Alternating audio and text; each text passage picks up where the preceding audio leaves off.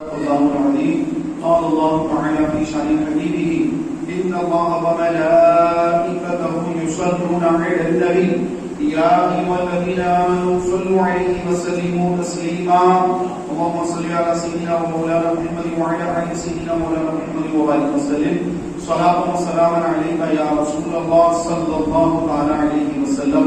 حضور نبی کریم صلی اللہ تعالی علیہ وسلم کا فرمان ہے کہ جو مسلمان جمعہ کے دن 200 مرتبہ درود شریف پڑھے گا اللہ تبارک و تعالیٰ اس کے 200 سال کے گناہوں کو معاف فرما دے گا. سبحان اللہ. پیارے بھائیو، 200 مرتبہ جمعہ کے دن درود شریف پڑھنا، اس کی برکت سے 200 سال کے گناہ معاف ہوتے ہیں. مراد یہ ہے کہ صغیرہ گناہ سے معاف ہوتے ہیں، کبیرہ گناہ معاف نہیں ہوتے. کبیرہ گناہ یعنی بڑے گناہ جیسے جھوٹ بولنا، غیبت کرنا، چغلی کرنا، شراب پینا، زنا کرنا، حرام مال کمانا، ماں باپ کی نافرمانی کرنا، نماز کو چھوڑ دینا اور طرح طرح کی جو نعوذ باللہ لوگوں کے ظلموں سے عادتیں کی جاتی ہیں، یہ کبیرہ گناہوں میں شامل ہیں. تو یہ کبیرہ گناہ جو ہے یہ اس سے معاف نہیں ہوتے ہیں. یہ کبیرہ گناہ توبہ سے معاف ہوتے ہیں کہ انسان اللہ کے حضور توبہ کرے اور دوبارہ گناہ نہ کرنے کا عزم مصمم کرے تو پھر اس کے کبیرہ گناہ کو بھی اللہ تعالیٰ معاف فرما دیتا ہے. یہ جو درود شریف پڑھنے پر گناہ معاف ہوتے ہیں، یا پھر فجر کی نماز پڑھنے کے بعد ظہر کی نماز پڑھ لی تو فجر اور ظہر کے درمیان کے گناہ معاف ہو گئے. پھر عصر پڑھ لی تو ظہر سے عصر کے درمیان جو گناہ ہوئے وہ معاف ہو گئے. مغرب پڑھ لی تو عصر اور مغرب کے درمیان جو گناہ ہوئے وہ معاف ہو گئے. پھر عشاء کی نماز پڑھ لی تو مغرب اور عشاء کے درمیان جتنے گناہ ہوئے وہ معاف ہو گئے. پھر فجر کی نماز پڑھ لی تو عشاء اور فجر کے درمیان جو گناہ ہوئے وہ معاف ہو گئے. یہ سارے گناہ جو معاف ہوتے ہیں، اس سے مراد صغیرہ گناہ جس کا ہمیں پتہ بھی نہیں ہوتا ہے کہ گناہ ہم سے کب ہو گیا، چھوٹے چھوٹے جو گناہ وہ ہوتے رہتے ہیں، تو وہ ان نمازوں کی برکت سے یا درود شریف پڑھنے کی برکت سے یہ معاف ہو جاتے ہیں. اس کا مطلب کہ یہ نہ لے کہ میرا سارے گناہ معاف ہو گئے، مروں گا تو سیدھے داخلے جنت میں ہو جاؤں گا، نہیں، بلکہ کبیرہ گناہ معاف نہیں ہوتے ہیں. کبیرہ گناہوں کے لیے پیارے محترم بھائیوں اللہ تعالیٰ کے حضور سچے دل سے صدق دل سے توبہ کرنا ہوتا ہے. توبہ اگر کریں گے، سچی پکی توبہ کریں گے تو پھر وہ کبیرہ گناہ معاف ہوں گے. پیارے محترم بھائیوں، جمعہ کا دن ہے اور میلاد النبی کا مبارک مہینہ چل رہا ہے کہ آقا صلی اللہ علیہ وسلم کی آمد کا مہینہ ہے کہ اس مہینے کی 12 ربیع الاول کو رسول کریم صلی اللہ علیہ وسلم دنیا میں تشریف لائے.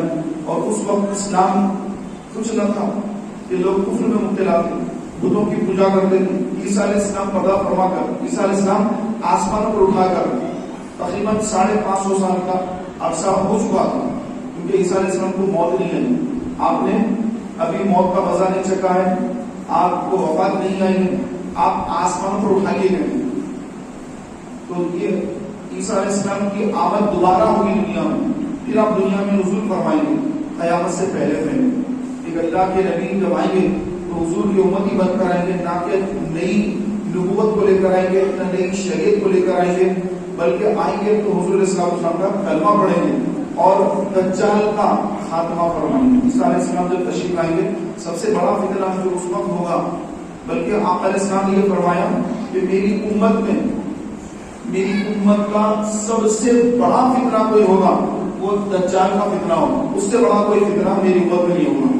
اور بعض احادیث میں ہے کہ دجال اس وقت ظاہر ہوگا جب خطیب ممبروں سے دجال کا ذکر نہیں چھوڑ دیں گے، دجال کا ذکر ختم ہو جائے گا، دجال کے تذکرے ختم ہو جائیں گے، دجال کے بارے میں علماء عوام کو بتانا بھی چھوڑ دیں گے.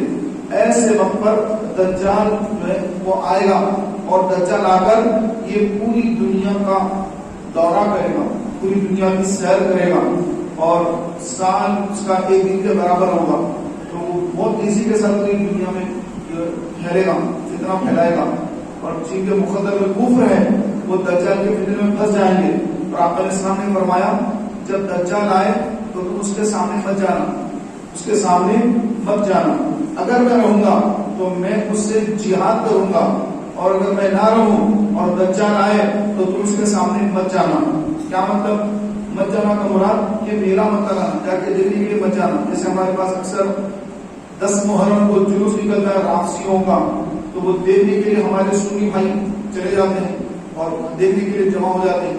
جلوس جا رہا ہے ماتم کا جلوس, دونوں طرف ہمارے سنی حضرات, خواتین, بچے ہمارے سب ٹھہر کر دیکھتے ہیں, ماتم کا نظارہ دیکھتے ہیں. تو وہ جانا بھی منع ہے. جب دجال آئے گا تو اس کو بھی ہمارے سامنے فرمایا کہ سامنے مت جانا, دجال کے سامنے مت جانا. ہاں اس وقت جو دجال کو جان لیں گے, پہچان لیں گے اور اس سے جنگ کا ارادہ کر لیں گے, تو عیسیٰ علیہ السلام کے ساتھ, امام مہدی کے ساتھ وہ مجاہدین ہوں گے جو اس وقت جنگ میں شامل ہوں گے اور دجال سے مقابلہ کریں گے. تو دجال سے مقابلے کے لیے جانا ہے, لیکن خالی ایسے جا کے دیکھیں گے کیا کر رہا ہے دجال, دیکھنے جائیں گے تو اس کے فتنے میں پھنس جائیں گے. وہ ایسے شگولے دکھائے گا کہ لوگوں کا ایمان برباد ہو جائے گا. لوگ اس پر نعوذ باللہ اسلام کو چھوڑ کر اس کی طرف چلے جائیں گے.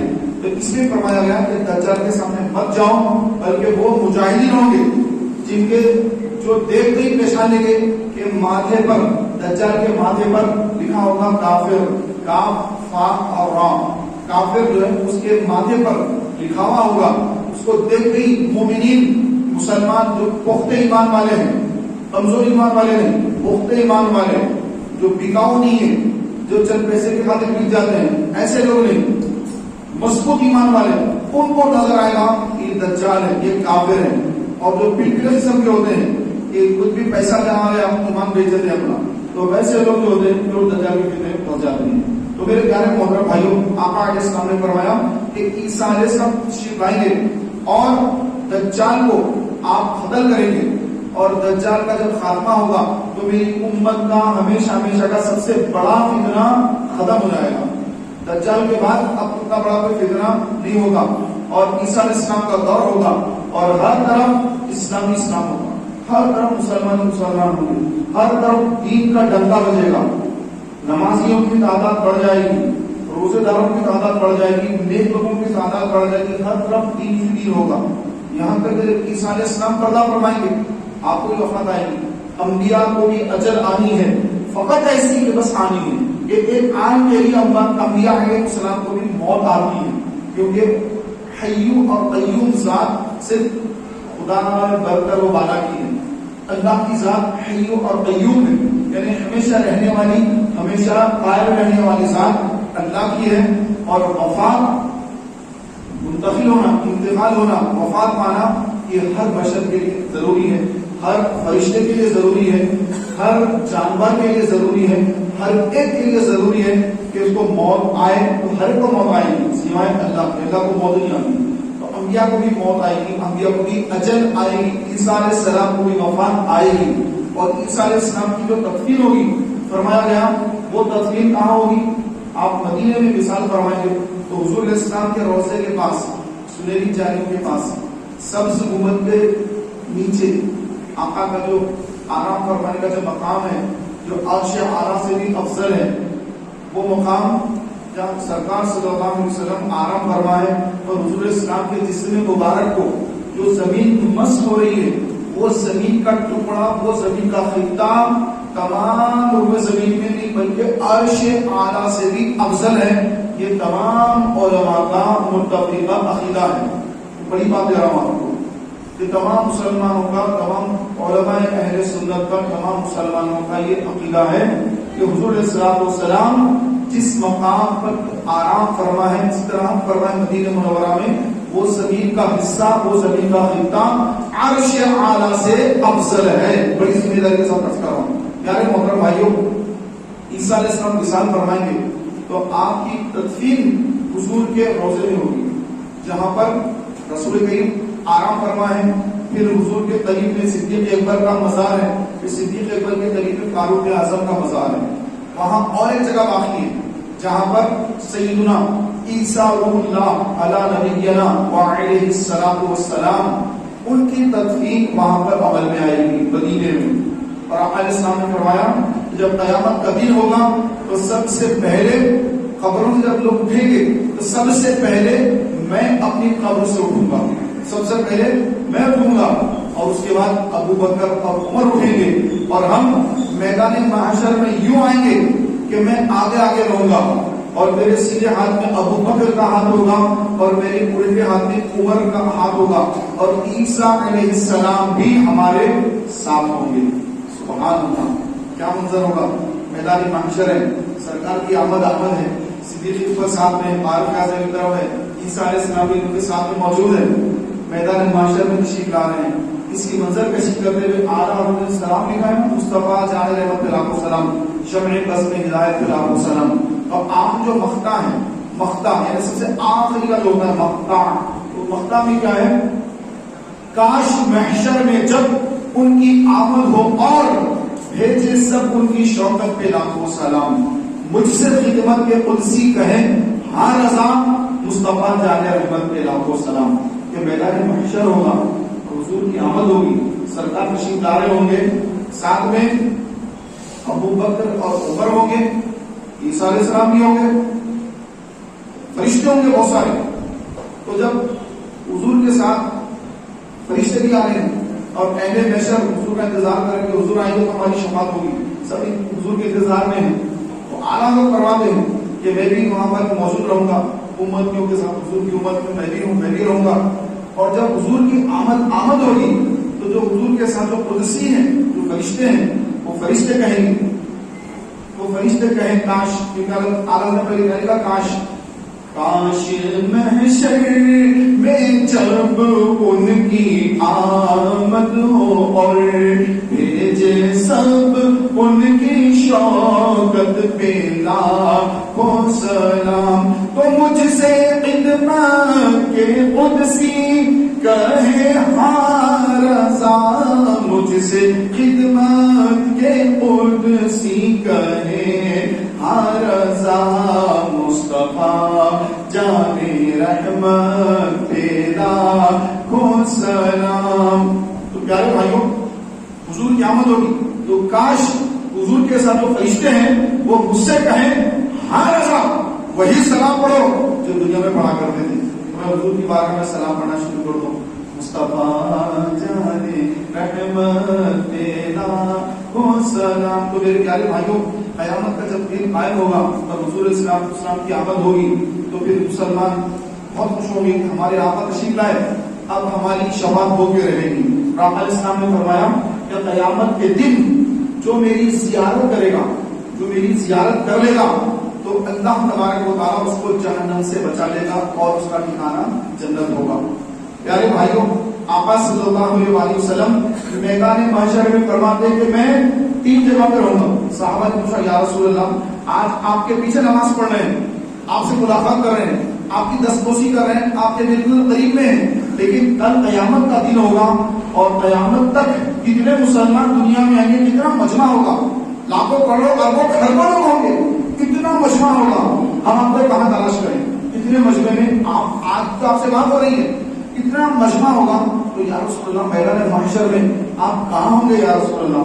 تو حضور اسلام نے جواب دیا کہ قیامت کا دن ہوگا تو مجھے 3 جگہوں پہ تلاش کرنا، 3 جگہوں میں سے ایک جگہ رہوں گا۔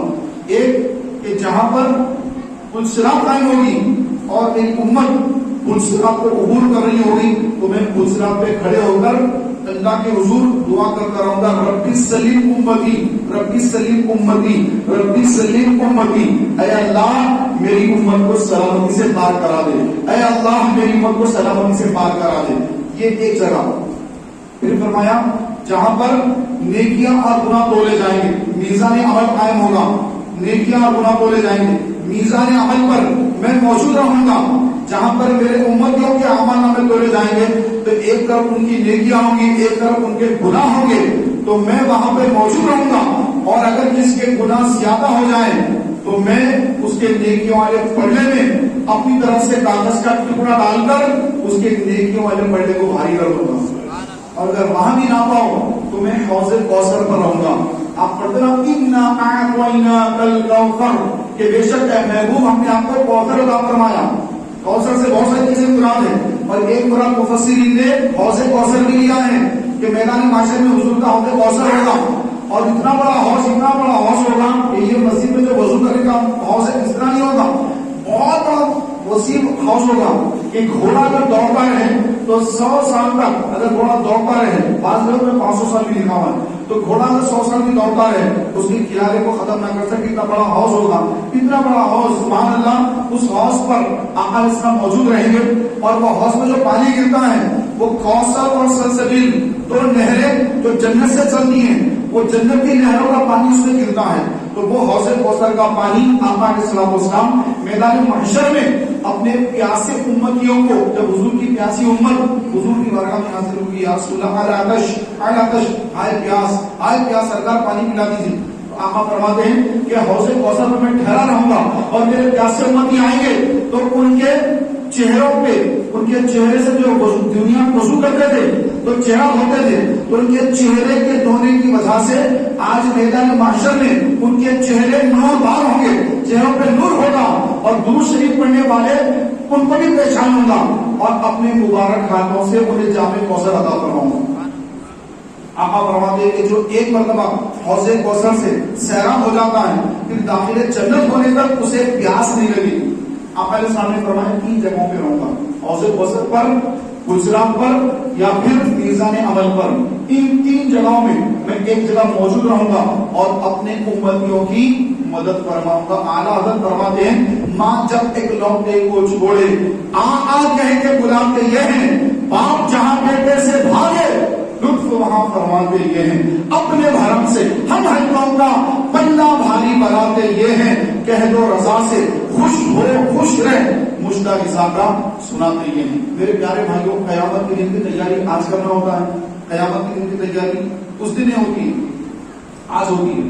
خدا را اپنے جسموں پر ہمیں رحم کرنا ہے کہ اس کو جہنم کی آگ سے بچانا ہے. جب اذان کا وقت ہو جائے سارے کام کا چھوڑ کر نماز کے لیے آنے کا ذہن بنائیے.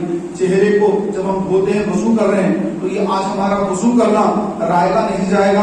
قیامت کے دن چہرے پہ نور ہوگا اور آقا فرماتے کہ میں اپنے امتیوں کے چہروں کو دیکھ کے پہچانوں گا کہ یہ میرے امتی ہیں. تو آج اپنے چہرے کو وضو کر کر آج دھو رہے ہیں, انشاءاللہ کل یہ چہرہ نورانی چہرہ ہو جائے گا. اور آج چہرے پر جو لوگ داڑھی نہیں رکھ رہے ہیں ان کو چاہیے کہ چہرے پر داڑھی کا نور سجائیں. آپ علیہ السلام نے فرمایا کہ داڑھیوں کو بڑھاؤ, مونچھیں پس کرو, یہودیوں جیسی شکلیں نہ بناؤ.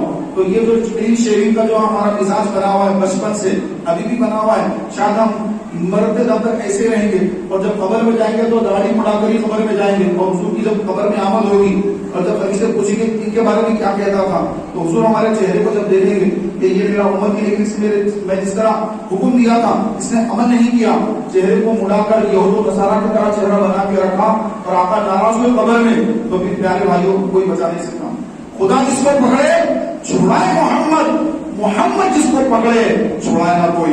تو رسول غریب فرمانے ناراض ہو جائے تو پھر کوئی بچانے والا نہیں. تو آج پیارے بھائیوں اپنے چہرے کو داڑھی سے سجائیں, اپنے بچوں کو یہ ذہن دیں کہ بیٹا داڑھی بڑھانے کی چیز نہیں ہے, یہ رکھنے کی چیز ہے, داڑھی بڑھاؤ. اسکول جا رہے بچے, کالج جا رہے بچے, ان کو بھی ذہن دینا ہے کہ ہمارے بچے داڑھی منڈے نہ ہو بلکہ داڑھی والے ہوں. پھر ہمارے جو بھائی ہیں, ہمارے رشتے دار ہیں, بھانجے بھتیجے, جو ہمارے رشتے دار ہیں, سب کو مزاج دیں, ذہن دیں کہ رسول کریم صلی اللہ علیہ وسلم کی جو لوگ گستاخی کر رہے ہیں وہ تو کر رہے ہیں, ہم ان کو تو روک نہیں پا رہے ہیں, تو کم سے کم ہم اپنے وجود سے سرکار کے قلب اندر کو تکلیف نہ پہنچائیں. یہ چہرہ ایسا بنا کر حضور کو تکلیف نہ پہنچائیں. ایسے اعمال حضور کی بارگاہ میں پیش نہ کریں جس میں گناہ ہی گناہ لکھے ہو. گستاخی کرنے والا تو گستاخی کر رہا ہے, وہ تو حضور کو تکلیف پہنچا رہا ہے, لیکن ہم ان کا نام لینے والے, ان کے نام کا دم بھرنے والے غلام ہے, نبی کے غلام ہے. غلامی رسول میں موت بھی قبول ہے. غلام نعرے تو لگاتے ہیں لیکن غلامی رسول میں داڑھی بھی قبول نہیں, ایسی غلامی ہے. تو یہ غلامی بس نام کی رہ گئی ہے. تو سچی غلامی اختیار کرنا پیارے محترم بھائیوں, اپنے چہرے کو حضور کی محبت سے سجائیے, ننگے سے رہنے کے بجائے سر پر امامے کا تاج سجائیے کہ یہ امامے کا تاج پہن کر, امامہ باندھ کر جو مسلمان نماز پڑھتا ہے تو ایک جمعہ پڑھتا ہے تو 70 جمعہ کا اس کو ثواب ملتا ہے. کب کمائیں گے؟ آتے ہیں ہم سنتے ہیں, بیان سنتے, نماز پڑھتے, سنتے بھی نہیں پڑھتے, بھاگ جاتے جلدی جلدی. تو میرے پیارے بھائیوں کیا کریں گے دور جا کر, کیا کریں گے؟ آخر کا انتہا لگا تو یہیں رہتے, نماز کی مسجد میں ہوگی, اس کے بعد پھر عمل کا وقت ختم ہو جائے گا. اب یہ مرنا وقت ہے، خدا رحم اپنا ذہن کھولیے، اپنی آنکھیں کھولیے، اپنے اعمال نامے میں نیکیاں لکھانے کا ذہن بنائیے۔ اللہ تعالیٰ کی بارگاہ میں دعا ہے کہ مولا تعالیٰ مجھے، آپ کو، ہم سب کو اپنی قبر کو تیاری کرنے اور قبر و محشر کی تیاری کرنے کے اللہ تعالیٰ مجھے، آپ کو، ہم سب کو توفیق عطا فرمائے۔ آمین بجاہ